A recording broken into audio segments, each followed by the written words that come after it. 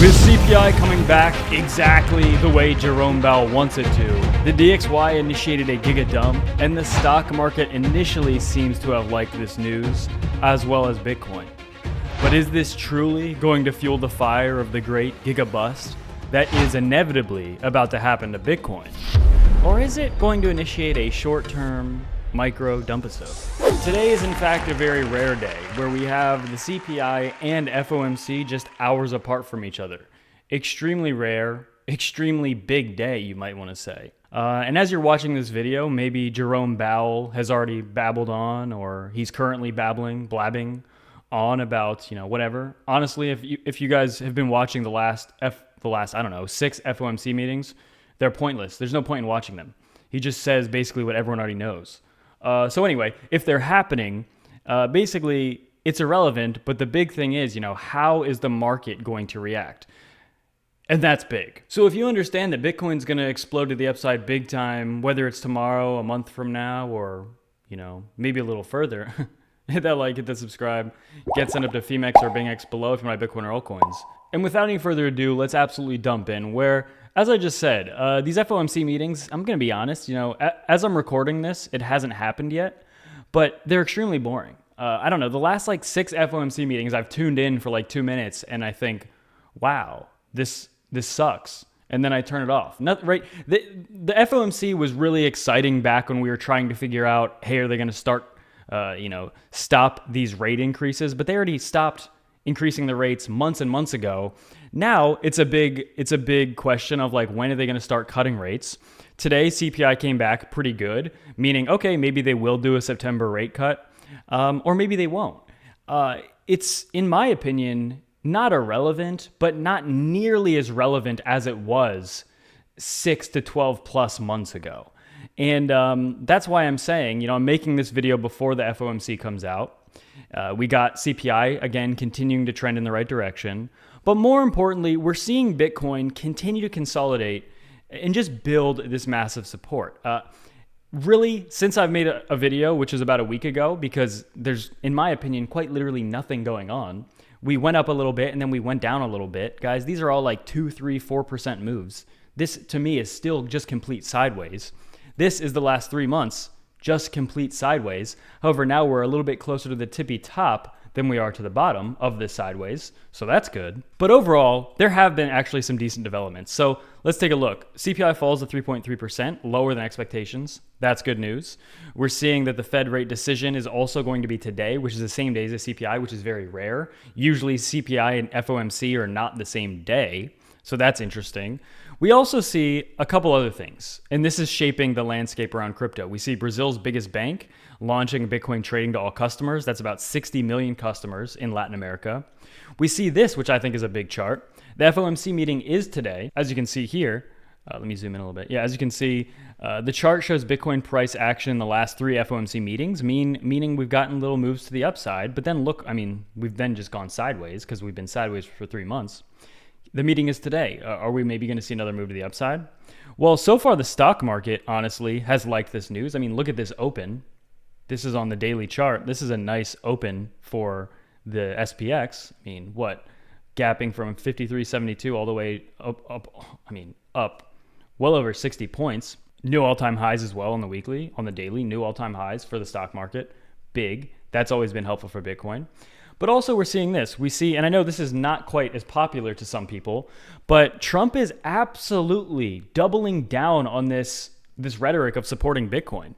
I personally think if I were Donald Trump and I wanted to win re-election, and I said this months ago, I've been tweeting about this and I bring up old tweets every once in a while. If I'm Donald Trump and I wanted to win re-election, I would absolutely be focusing on crypto because one, the Democratic Party, specifically Elizabeth Warren, has taken a very negative stance towards it, even though people like myself and many people watching understand the immense benefits that crypto, Bitcoin specifically, will bring to this world. So I'm a huge, I invest in Bitcoin, but I'm also a huge believer in the fundamental thesis, the everything around Bitcoin. I think it's a very positive thing, and I think it can ultimately end up helping millions and millions of people, billions of people. Anyway, he's continuing to take this stance, basically saying Bitcoin mining may be our last defense against the CBDC, which again, hey, I don't want a CBDC. I don't want people being able to, tell me what I can and can't buy with a barcode or whatever, all the stuff that China has already implemented with a CBDC.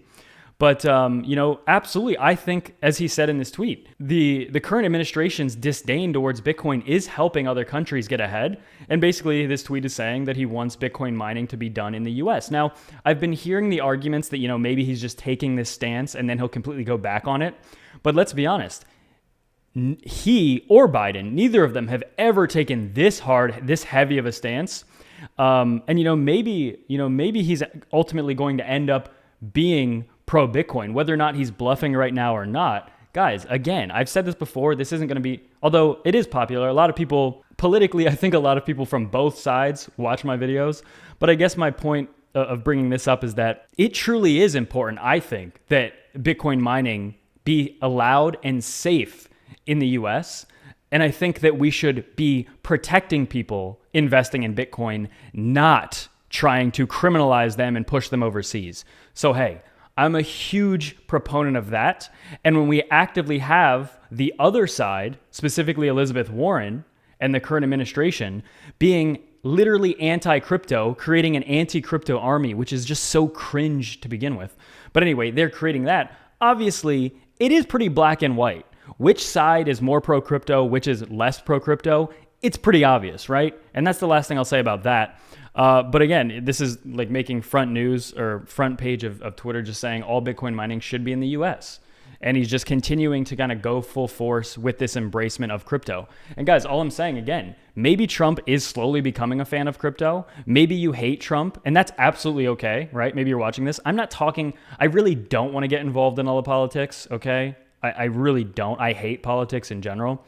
But the point is, maybe he's bluffing, or maybe he's slowly getting turned on to Bitcoin, and maybe he's actually going to be an advocate of it. Maybe he won't be, right? I'm not saying either way for sure, but I'm telling you, black and white, one of them is definitely a better option. If we want to make this as clear as day, one of them's openly anti-crypto, and one of them is seemingly pro-crypto, but maybe bluffing, okay? There's a better choice there. The one that's potentially pro-crypto is much better than the one that's absolutely anti-crypto in terms of crypto laws, right? I understand there's a million other reasons why you might vote. That's absolutely okay, right? I really don't want to get into politics. Everyone has their own reason for everything. I'm not saying vote for one side or the other. All I'm saying is if you are very adamant, very influenced by what administration will help crypto specifically, then the choice is very clear. If crypto is very important to you.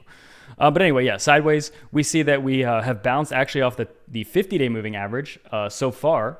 Bitcoin, again, right around 70,000.